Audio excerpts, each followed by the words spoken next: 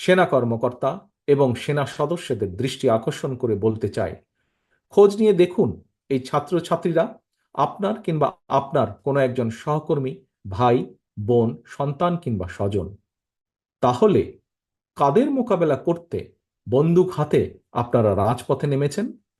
মনে রাখবেন, দেশের সার্বভৌমত্ব হুমকির মুখে পড়লে আজকের এই ছাত্রছাত্রীরাই আপনাদের সহায়তায় জীবন বাজি রাখবে।